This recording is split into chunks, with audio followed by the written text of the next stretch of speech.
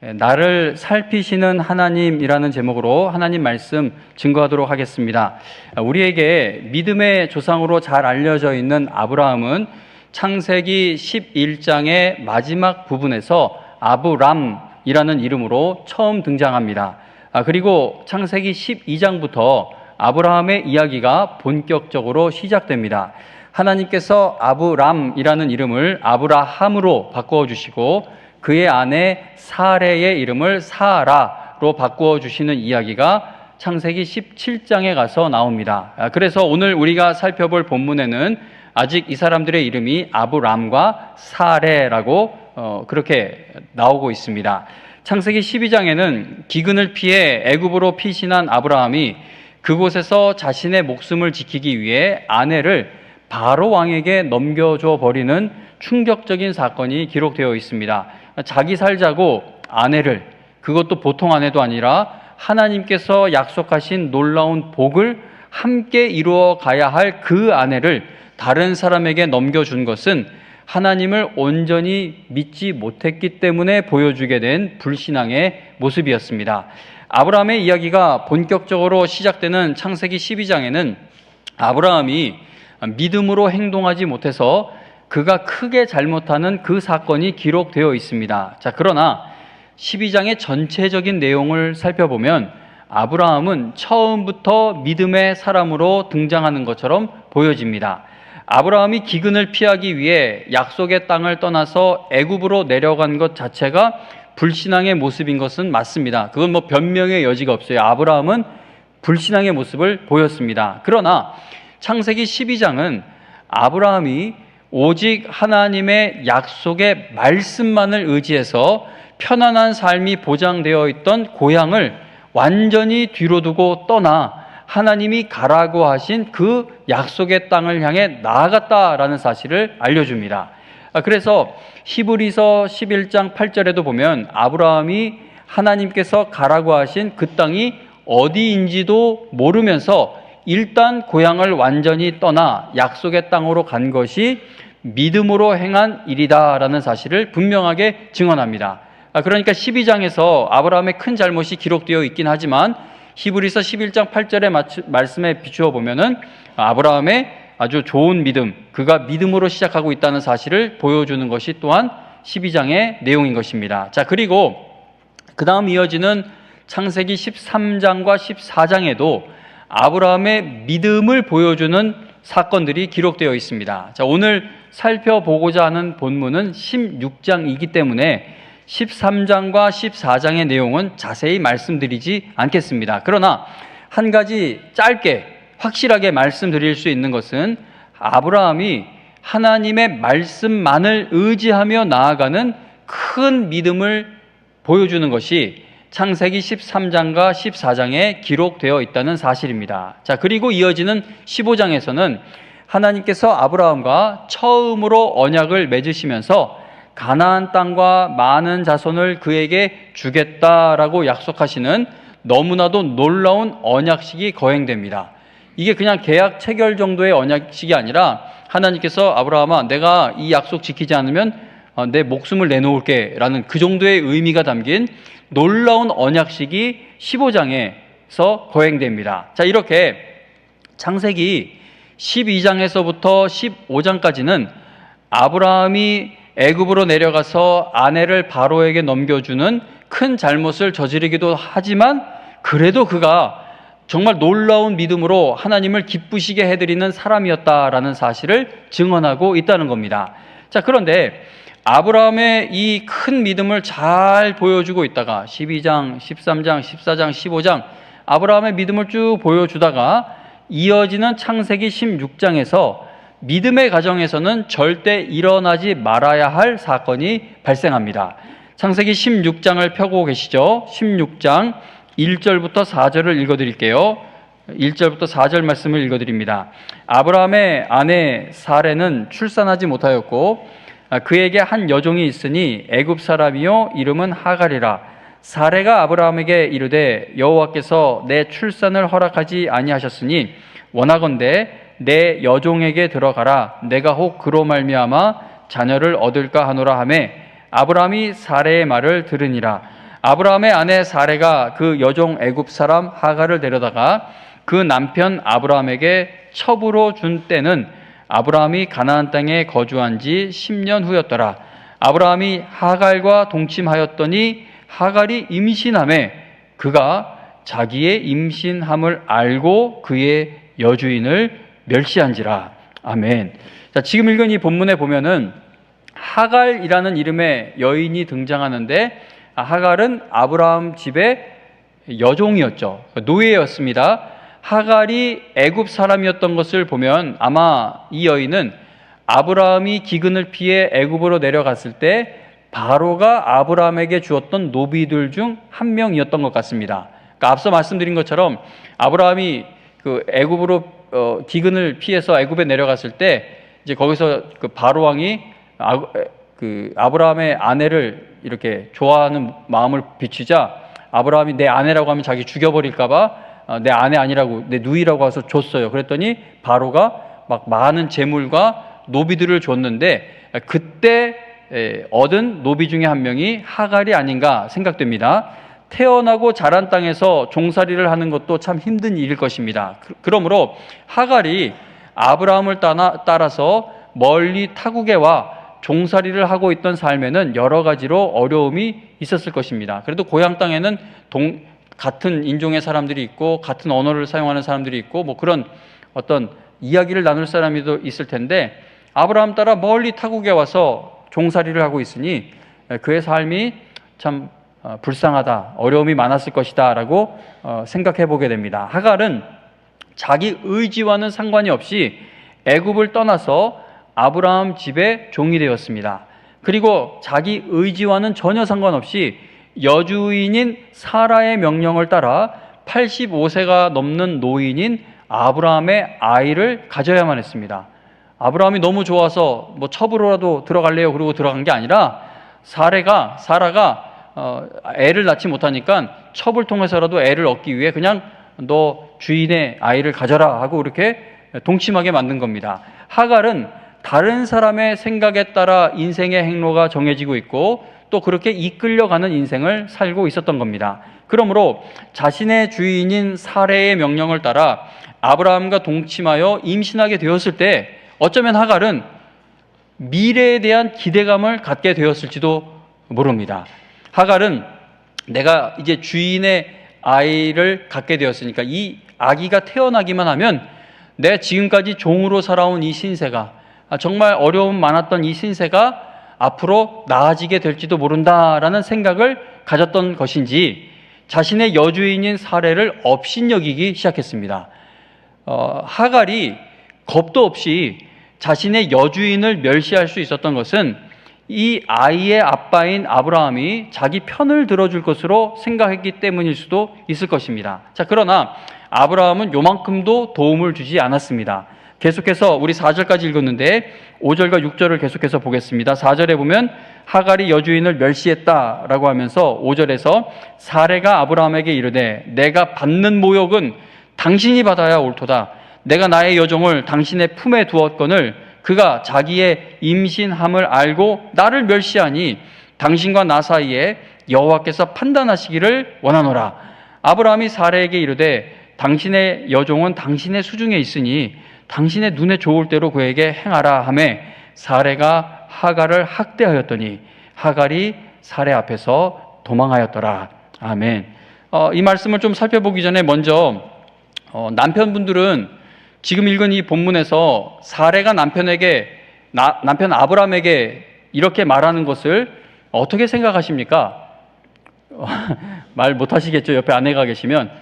아내가 시키는 대로 움직이는 나이든 아브라함을 보면서 저는 이게 믿음의 조상에게도 결혼 생활은 결코 쉽지 않았나 보다라는 생각을 해보았습니다. 우리 남편분들 화이팅 힘내시기 바랍니다. 이게 가만히 읽어보면 사레가 자기가 다 그렇게 하자고 해놓고 이제 일이 어려워지니까 남편을 좀 불경건한 표현일까요? 바가지 긁는다고 할까요? 막 그러니까 아브라함이 한마디도 못하고 당신 좋은 대로 하라고 이렇게 이야기를 합니다. 자, 사레는 자신을 멸시하는 하갈을 학대하기 시작했습니다. 임신하면 몸도 마음도 힘들어지죠. 그런데 학대를 받고 있는데 도와줄 사람이 하나도 없으니 하갈의 몸과 마음이 얼마나 아프고 힘들었겠습니까? 하갈은 사레의 학대를 견디다 못해 결국 가출하게 됩니다. 도망쳐 나오게 됩니다. 하갈이 어떤 모습으로 도망하였는지 성경에는 묘사되어 있지 않지만 아마 몸과 마음이 너무 힘들어 막 훌쩍훌쩍 울면서 도망하지 않았을까 생각됩니다. 주인인 사레의 구박을 견디지 못해 결국 가출하게 된 하갈은 자신의 고향인 애굽을 향해 내려가던 중에 한 샘물 곁에서 쉬게 됩니다. 그런데 임신을 한 여인이 혼자 광야 사막을 지나 가나안 땅에서 애굽까지 간다는 것은 이건 불가능한 일과 마찬가지입니다. 뭐 오늘날처럼 버스를 타고 뭐 비행기를 타고 뭐 여러 가지 교통수단을 이용해서 가는 것도 아니고 가다가 휴게소 같은 것도 있는 거 아닙니다. 이 가다가 물을 찾지 못하면 죽을 수도 있고 강도당할 수도 있고 또 들짐승에게 당할 수도 있고, 이거는 임신한 여인이 가나안 땅에서 애굽까지 혼자 가는 것은 이건 뭐 불가능한 일이라고 할 수 있죠. 하갈은 너무나도 서러웠을 것이고 자신의 삶은 이제 여기서 끝장났다라고 생각했을 것입니다. 어디로 가야 할지, 내가 앞으로 어떻게 살아갈 수 있을지, 애굽까지 어떻게 해서든 간다 하더라도 거기 가서 어떻게 살 수 있을지 모든 것이 난감하고 캄캄하기만 했습니다. 그런데 그때 하갈 앞에 누군가가 나타나게 되죠. 16장 7절, 우리가 6절까지 읽었는데 이어지는 7절에 보시면 여호와의 사자가 광야의 샘물 곁 곧 술길 샘 곁에서 그를 만나. 아멘. 광야길에서 방황하고 있는 하갈을 찾아온 이 여호와의 사자가 누구였는지에 대해서는 여러 가지 해석이 있습니다. 구약 성경에서 천사 여호와의 사자가 등장할 때 이게 성육신 하신 예수님이냐 아니면 하나님이시냐 아니면 정말 말 그대로 천사냐, 이거에 대한 해석이 늘 이렇게 갈리게 될 때가 있는데, 예를 들어 본문에 나오는 여호와의 사자가 예수님이었을 것이다 라고 추측을 하는 분들도 있고, 또는 아니다 그냥 천사가 맞다라고 해석을 하는 분들도 있습니다.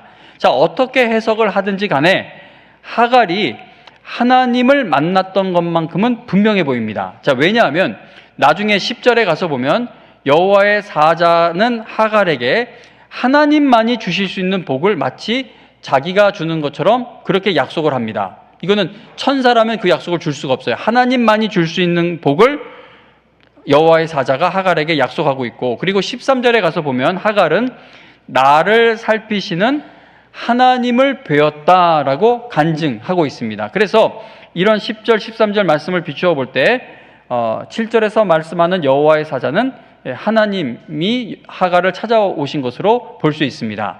비참한 처지에 놓여 가야 할 길을 완전히 잃게 된 비참한 상태에 있었던 하갈을 하나님이 찾아와 주셨다는 겁니다.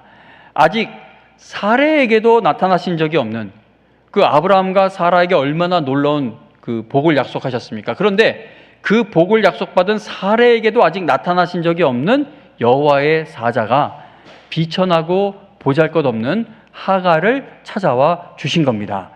아무도 도와주는 사람이 없고 의지할 곳이 전혀 없어 절망하고 있던 하갈에게 하나님이 찾아오셔서 어떤 말씀을 주시는지 이어지는 8절을 보겠습니다. 8절에 보시면 이르되 사레의 여종 하갈아, 네가 어디서 왔으며 어디로 가느냐? 그가 이르되 나는 내 여주인 사레를 피하여 도망하나이다. 아멘. 하나님께서는 하갈에게 하갈아, 네가 지금 어디서 왔으며 어디로 가고 있느냐라고 두 가지를 물으십니다. 두 개의 질문을 주신 것이죠. 하나님은 하갈에게 과거와 미래를 동시에 묻고 계십니다. 하지만 하갈은 한 가지만 대답할 수 있었습니다. 하갈은 자신에게는 아무 미래가 있지 않다고, 미래가 없다고 생각했기 때문에 어디로 가야 할지를 모르기 때문에 하나님의 질문 앞에서 과거의 일만 대답할 수 있었던 겁니다. 자, 인생을 살다 보면 앞이 캄캄하게 될 때가 있습니다. 아무리 생각을 해봐도 살아갈 방도가 없는 것 같고 해결할 방법도 없는 것 같고 내 힘으로 어떻게 해볼 수 없는 고난 가운데 앞이 캄캄해져서 나에게는 더 이상 이제부터 미래가 없다라고 생각하게 될 때가 있습니다. 과거에 대해서 묻는다면, 이전까지 있었던 일을 물어본다면 몇 시간, 며칠 동안이라도 이야기할 수 있습니다. 내가 그런 어려움도 겪었었고, 그거 이겨냈고, 이런 업적이 있고, 내가 이렇게 무엇을 일구어낸 정말 사람들이 칭찬할 만한, 존경할 만한, 부러워할 만한 그런 업적도 남겼고, 어쨌든 과거에 대해서라면 몇 시간, 며칠 동안 이야기할 수 있습니다. 그러나 미래에 대해서는, 앞으로 내가 할 일에 대해서는 아무 말도 하지 못하는, 그저 앞날이 캄캄한 때를 만나게 될 때가 있다는 겁니다. 하나님, 어디로 가야 할지, 어찌 해야 될지 저는 전혀 모르겠습니다 라는 것이 바로 하갈의 심정이었을 것입니다. 그러니까 제가 만일 영화나 드라마로 이 장면을 이렇게 영상으로 연출을 한다면, 배경음악으로 나는 갈 길 모르니 주여 인도하소서, 어찌해야 좋을지, 어디 가야 좋을지, 나를 인도하소서, 아무것도 모르니 나를 가르치소서, 어찌해야 좋을지 나를 가르쳐 주세요, 마음이 심히 슬프고 의지 없이 다니니 나를 위로하소서라는 찬송을 배경음악으로 넣을 것 같습니다. 그게 바로 지금 하갈이 처해 있는 상황인 것이죠. 절망하고 있는 하갈에게 하나님께서 어떤 말씀을 주시는지 9절을 계속해서 보겠습니다. 9절에 보니까, 과거와 미래를 물었더니 하갈이 대답이 내가 어디서 왔는지만 대답을 했어요. 어디로 가야 할지 몰라요. 그러자 9절에 보면 여호와의 사자가 그에게 이르되 내 여주인에게로 돌아가서 그 수하에 복종하라. 아멘. 이것은 하갈이 도저히 납득할 수 없는 명령입니다. 하갈은 여주인의 학대를 견디지 못해 도망 나온 것인데, 하나님께서는 하갈에게 그곳으로 다시 돌아가라고 말씀하십니다. 하나님께서 하갈에게 학대당하는 곳, 견디기 힘들어 도망 나올 수밖에 없었던 그 고통의 현장으로 돌아가라고 말씀하신 것은 하갈의 인생을 하찮게 여기시기 때문이 아닙니다. 하갈은 종이니까 이거 종인데 무시하자 그러고, 종이니까 무시하시고, 사라를 통해서는 언약의 자손이 태어나야 하기 때문에 사라의 편을 들어주시기 위해 하갈 너는 돌아가라 이렇게 돌려보내신 것도 아닙니다. 하나님께서 하갈에게 돌아가라고 하신 이유는 하갈이 그 자리로 돌아가서 받아야 할 복이 있기 때문이었습니다. 10절에 보면 여호와의 사자가 또 그에게 이르되 내가 네 씨를 크게 번성하여 그 수가 많아 셀 수 없게 하리라. 아멘. 하갈이 지금 자신이 처해 있는 상황과 환경만을 본다면 절대 이해할 수 없고, 그리고 절대 믿을 수 없는 약속입니다. 지금까지 당한 일이 있잖아요. 여기까지 괜히 왔습니까? 견디다 못해 이렇게 있다가 죽겠다 싶어서 그래서 왔는데, 돌아가라고 하고 돌아가면 이런 일이 일어날까라고 할 때 이거 어떻게 믿어요? 이게 어떻게 믿어집니까? 지금 내가 처해 있는 환경과 상황을 본다면 지금 하나님이 주시는 약속은 이해가 되지 않고 또 믿을 수도 없는 일입니다. 그러니까 하나님께서 하갈에게 약속하신 이 말씀은 하나님께서 하갈의 인생에 반드시 개입해 주셔야만 이루어질 수 있는 일이라는 겁니다. 하나님께서 하갈에게 네 여주인에게 돌아가라고 말씀하신 것은 하갈을 향한 하나님의 계획과 뜻이 분명히 있었기 때문인 겁니다. 우리를 구원하신 하나님께서는 어떠한 일들이 일어나도 우리를 구원하신 그 목적과 계획을 반드시 끝까지 이루어 가신다고 성경은 약속합니다. 하나님은 하갈의 아픔을 전부 다 알고 계셨죠. 11절을 보시면, 11절에 보니까 하나님께서 알지도 못하면서 돌아가라고 하신 게 아닙니다. 11절에 보면 여호와의 사자가 또 그에게 이르되 네가 임신하였은즉 아들을 낳으리니 그 이름을 이스마엘이라 하라. 이는 여호와께서, 그 이름을 이스마엘이라고 하면서 그렇게 이름을 짓는 이유가 뭐예요? 이는 여호와께서 네 고통을 들으셨음이니라. 아멘. 지금 읽은 말씀에서 여호와께서 하갈의 고통을 들으셨다라고 하는 것을 보면 하갈이 하나님께 기도했던 것으로 보여집니다. 그러니까 하나님 앞에 뭔가 말씀을 드렸으니까 그걸 들으신 것이죠. 성도님 여러분, 하갈과 같이 비천한 자의 부르짖음에도 응답해 주셔서 찾아와 주시는 분이 하나님이신데, 하나님의 자녀가 된 우리가 하나님께 기도하지 않고 있는 것은 너무나도 큰 손해를 보는 일인 것입니다. 하갈의 고통을 다 들으신 하나님께서는 절망만 남은 인생이 된 하갈에게 이스마엘이라는 그 아들을 주시기 위해 그를 아브라함의 집으로, 그 고통당하던 현장으로 다시 돌려보내신 것입니다. 그리고 9절에 보면은요, 아까 읽었던 9절에 보면 하나님께서 하갈에게 내 여주인에게 돌아가라고 하시면서 한 가지 더 말씀하신 것이 있는데, 하나님은 하갈에게 여주인의 수하에, 그러니까 쉽게 말하면 여주인의 명령에 복종하라 라고 말씀하십니다. 하나님의 약속이 이루어지기 위해서는 먼저 내 자신의 잘못된 점을 고쳐야 할 때가 많습니다. 하갈이 당한 고난은요, 하갈 자신이 자초한 부분도 분명히 있습니다. 주인의 아이를 가졌다고 해서 주인을 멸시하는 것은 이건 잘못된 일이고 교만한 일이죠. 사라가 겪고 있는 그 아픔, 수치, 이 당시 문화 속에서 하나님이 약속을 주신 게 나한테 애가 생겨야 그 약속이 이루어질 수 있는데 애가 생기지 않고 있을 때 그 마음의 어려움, 그런데 첩을 들여보냈더니 첩은 애가 들어섰어요. 그러면 나한테 문제가 있다고 생각하게 될 거 아닙니까? 그 주인의 어려운 마음이 있을 텐데 그 주인을 멸시하고 조롱했으니까 그건 얼마나 나쁜 일입니까? 그런데요, 하갈이 하나님의 말씀을 듣고 돌아갔을 때 사례를 또다시 멸시하지 않았습니다. 돌아가서 기세등등하게 돌아가서 내 태어날 아기 이름까지 얻어왔다 이 주인놈아, 그러면서 한번 해보자, 하나님이 나한테 이 약속을 줬다 그러고 또다시 멸시했냐? 그러지 않았습니다. 하갈이 하나님을 만나고 난 후 그녀에게 변화가 일어나게 됩니다. 성경에서 하나님의 복을 받은 사람들을 보면은요, 고난과 고통당하는 그 과정을 통해 변화되어 갑니다. 그러므로 성도님 여러분, 여러분들이 고통당할 때에 그 고난이 여러분들을 변화시켜가는 시간이 될 수 있도록 꼭 붙잡으실 수 있기를 바랍니다. 절망 중에 있던 하갈이 하나님을 만나고 난 후 어떠한 신앙의 고백을 하게 되는지 13절과 14절을 한번 보겠습니다. 지금 창세기 16장을 펴고 있는데 13절, 14절에 보시면 하갈이 자기에게 이르신 여호와의 이름을, 지금 하나님을 만나더니 하나님에게 이름을 붙여요. 뭐라고 붙이냐면 여호와의 이름을 나를 살피시는 하나님이라 하였으니, 이렇게 이름을 지은 이유가 뭐예요? 이는 내가 어떻게 여기서 나를 살피시는 하나님을 배웠는고 함이라. 이러므로 그 샘을 부엘라헤로이라 불렀으며 그것은 가데스와 베레 사이에 있더라. 아멘. 저 최현 목사 오늘 또 왜 또 감정의 기복이 있나 이렇게 막 이렇게 열정적으로 이걸 읽어. 하갈은 더 날뛰듯이 이걸 고백했을 것 같아요.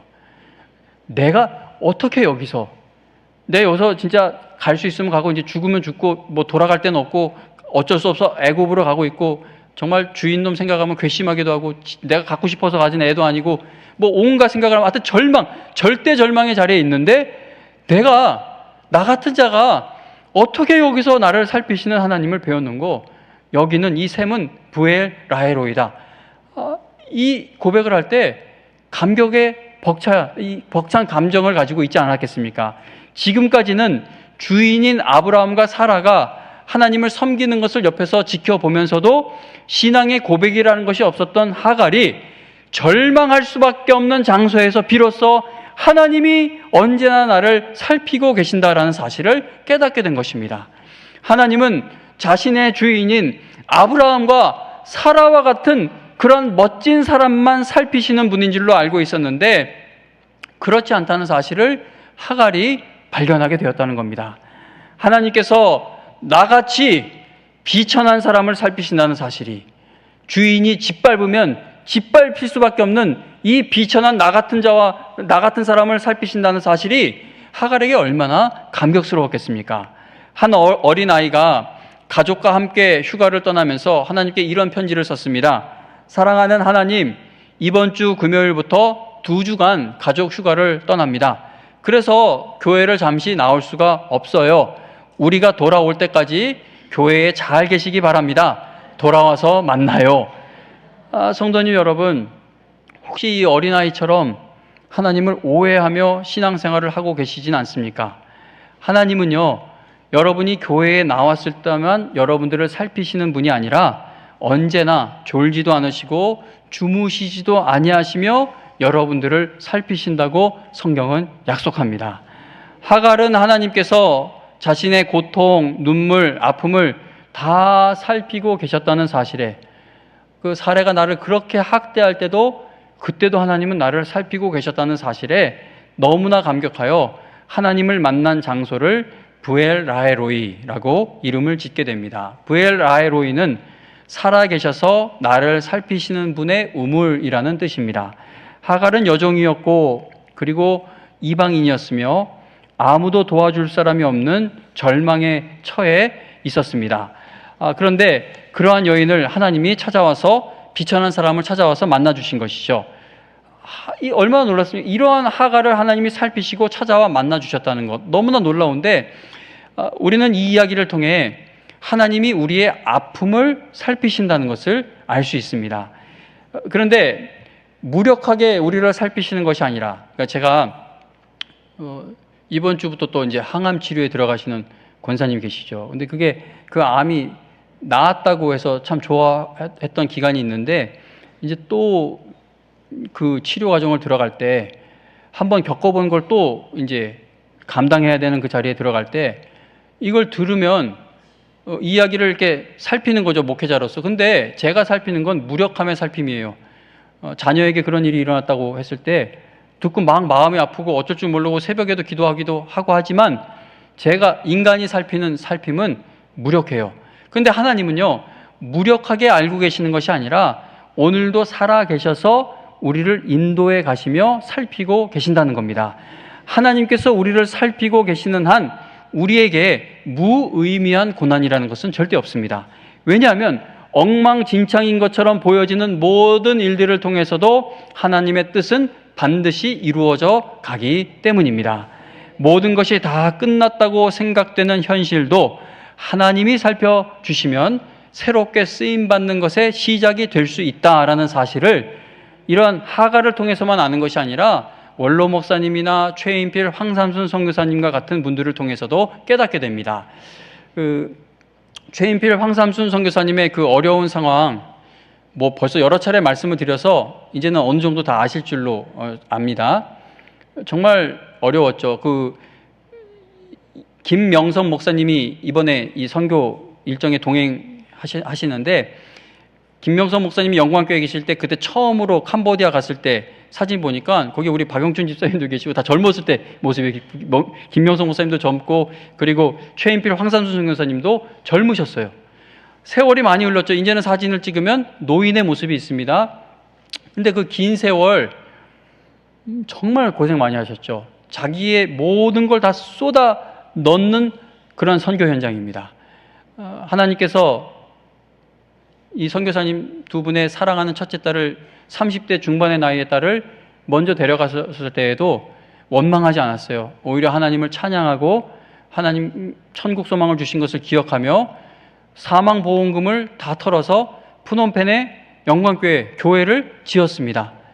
그렇게 늙어가는 과정 속에서 근데 그 헌신의 결과가 보여지는 게 없는 것처럼 느껴졌죠. 교인은 점점 더 떠나고 배신해서 떠나기도 하고 비어져 갑니다. 밤새 울어도 예배당이 찰 것 같지 않습니다. 본인들은 노쇠해 갑니다. 실력이 없어요. 답답해도 운전을 못 하시니까 오토바이 타고 그냥 동네 정도나 도는 게 다예요. 그러한 상황에 있었는데 지금 선교, 이번에 24명의 선교팀이 가서 정말 200명이 넘는 아이들이 모이는 집회를 열고, 새로 푸놈펜 영광교회는 후임자에게 물려주고 시골 교회로 가셨는데 거기에 채워지는 역사가 일어나고 있습니다. 김명선 목사님이 지난주에 그 파송 예배 때 설교 말씀을 전하면서 최인필, 황삼순 선교사님을 생각하면 이게 울컥 올라온다고 이야기를 합니다. 그러면서 선교 편지를 읽는데 이게 울음이 났다고 이렇게 말씀을 했는데, 이게 사람이 만들어내는 어떤 감정을 조작해서 나오는 마음이 아니라, 감동이 아니라 이건 하나님이 주시는 감동인 것이죠. 한 몇 년 전, 10년 훨씬 전에 원로 목사님이 저에게 최인필 황삼순 선교사님은 내가 많이 도와드리지 못한 것 같으니까 최 목사가 잘 꼭 좀 도와주라고 갑자기 그렇게 말씀을 하는 겁니다. 그 뭐 어떤 다른 맥락이 없이 그 두 분을 잘 도와주라고 그렇게 이야기를 하셨었어요. 그리고 3개월 동안의 그 탄자니아 선교 일정을 마치고 몇 주 전에 귀국하셔서 또 얼마 전에도 최현 목사 아버지인 나에게 잘해주려고 이렇게 하는 것처럼 최인필 목사님 좀 잘해드리라고 또 말씀을 하는 겁니다. 이 마음은 사람이 만들어낸 마음인 것 같습니까? 이거는 사람이 살피는 게 아니라 하나님이 살피고 계시는 겁니다. 그 기영만 목사님이 발벗고 나서서 최인필 황산순 선교사님과 손석화 목사님이라는 그 캄보디아 현지교회 목사님의 중재자 역할을 하지 않았다면 지금 이 일이 이루어지기 힘들었죠. 그 푸놈펜 영광교회에 지금 캄보디아 현지 교회가 들어와서 크게 캄보디아 땅에서 아마 그만큼 부흥하는 교회 찾아보기 힘들 정도, 현지인들로 부흥하는 교회 힘들 정도로 정말 엄청나게 푸놈펜에서 그 교회가 꽉꽉 예배 시간마다 차고 있습니다. 근데 이걸 기영만 목사님이 호주에서 캄보디아를 여러 번 왔다 갔다 하시면서 중재해 주지 않았다면 이렇게 이루어지기 힘들었겠죠. 이 모든 일들이 사람이 살피는 일이 아니라는 겁니다. 사람이 최인필 황산순 선교사님을 살피고 있는 것이 아니고 최인필 황산순 선교사님이 그 손석화 목사님을 살피고 있는 것이 아니라 이것은 하가를 살피신 그 하나님이 이분들을 살피고 계시기 때문에 진행되고 있는 놀라운 하나님의 기이한 도우심이라는 것이죠. 지난 5월과 6월에 여러 명의 목사님들이 설교 말씀을 증거해 주셨는데 가장 평범해 보였던 최인필 목사님 설교 말씀에 크게 은혜 받는 역사가 일어나게 되었던 것은 하나님께서 긍휼히 여기시며 살피시고 계시기 때문이라는 겁니다. 최인필 목사님 입장에서는 이건 좀 기분 나쁠 수 있어요. 다른 사람보다 평범해 보이는 설교라고 하니까. 그런데 5월, 6월 설교하신 분들 중에는 미국 달라스에서 그 지역에서 제일 큰 교회라고 할 수 있는 교회를 담임하는 목사님도 계셨고, 아르헨티나에서 제일 큰 한인교회를 담임하는 목사님도 계셨고, 그런 분들이 계셨는데, 최인필 목사님의 그 정말 너무나 평범해 보이는 설교 말씀이 우리에게 큰 울림을 준 것은 이거는 하나님이 살피시고 계시기 때문에 일어나는 일이라는 겁니다. 하나님께서 이 모든 분들을 살피시니 눈물로 적시고 있던 그 자리가 부엘라헤로이가 되었다는 것이죠. 여러분들이 생각할 때 저놈의 캄보디아 얘기 계속 하네, 저거 몇 번 더 할 거야 라고 하신다면 지금의 상황을 조금 더 깊이 들여다보실 필요가 있으십니다. 저는요, 최인필 황산순 선교사님의 과거의 일을 자꾸 회상하고 있는 것이 아니라 지금 새롭게 역사해주고 계시는 하나님의 은혜에 놀라고 있는 것이며 앞으로도 일들을 이루어 가실 하나님의 은혜를 기대하며 이 두 분의 이야기를 말씀드리고 있는 겁니다. 이게 그냥 과거 이야기면 제가 절대 이 이야기 안 해요. 왜냐하면 강대상에서 자꾸 옛날의 영광, 옛날의 기쁨만 얘기하면요, 그거 힘 빠지거든요. 근데 이거는 현재 진행형인 은혜의 일들이고 앞으로 일어나게 될 은혜가 가득한, 기대가 가득한 일이기 때문에 계속 말씀드리게 되는 겁니다. 원로 목사님이 탄자니아에서 4개월 동안의 선교 사역을 마치시고 몇 주 전에 귀국하셨습니다. 원로 목사님이 탄자니아에서 이루어가고 계시는 일들을 사진과 동영상으로 저한테 막 보내주시는데 죄송스럽게도 저는 지금 저한테 맡겨진 일이 너무 벅차서 그 사진과 영상을 다 못 봐요. 그래서 원로 목사님 아직 안 만나고 있는데 만나면 봤냐고 해서 이제 본 걸로 간주하고 말씀을 하시는데 대충 눈치껏 이렇게 본 것처럼 이야기를 해야 됩니다. 못 보겠어요. 제가 죽겠거든요, 지금. 그래서 그런데 그러니까 그만큼 많은 일들이 이루어지는 곳에 원로 목사님이 쓰임 받고 계신 것이죠. 그리고 저는 이번이 마지막이라고 생각했는데 또 더 하자는 교회들이 있어서 또 나가실 것 같아요. 지금 이거 확실한 걸 말씀드려야 되는데 아르헨티나 제일교회에서 한 번 더 하자고 하는 거, 하나님은 정말 선하신 분이시고 하나님은 우리의 상상을 뛰어넘는 분이십니다. 성도님 여러분, 아들이 아버지를 대충 그렇게 살펴보아도 살아계신 하나님이 쉬지 않고 모든 것을 다 살펴보시며 기도를 듣고 계시기 때문에 원로 목사님의 선교지가 부엘라헤로이가 되어갈 수 있는 것입니다. 여러분들도 나를 살피시는 하나님을 전적으로 의지하는 신앙이 되셔서 여러분들의 가정과 생업의 현장이 브엘라헤로이가 될 수 있기를 바랍니다. 여러분들에게 근심과 아픔을 주고 있는 것이 무엇이 되었든지 간에 나에게 아픔을 주는 그 자리에서 나를 살피시는 살아계신 하나님을 끝까지 만나게 되시기를 바랍니다. 우리가 가장 두려운 게 뭐예요? 죽음의 자리에 이르는 것이죠. 죽음이 내 앞에 오는 겁니다. 그때 아무것도 나를 살피지 못합니다. 오직 예수 그리스도의 보혈의 은혜만이 나를 살피시는 은혜가 될 수 있을 것입니다. 그래서 우리는 죽음의 자리에 이르게 되었을 때에도 내가 여기서 나를 영원히 살피시는 하나님의 은혜를 발견합니다. 하나님이 나를 위해 열어놓으신, 나를 환영하시기 위해 기다리고 계시는 저 천국문이 열려있는 것이 보여지게 하여 주옵소서. 이 기도를 하며 끝까지 소망으로 나아가게 되는 것이죠. 고난의 자리에서 나를 살피시는 그 하나님을 새롭게 만나게 된 하갈처럼 여러분도 삶에서 눈물 나게 만드는 모든 고통의 자리에서 나를 살피시는 하나님을 날마다 만나는 그 놀라운 복을 받게 되시기를 주님의 이름으로 축원합니다.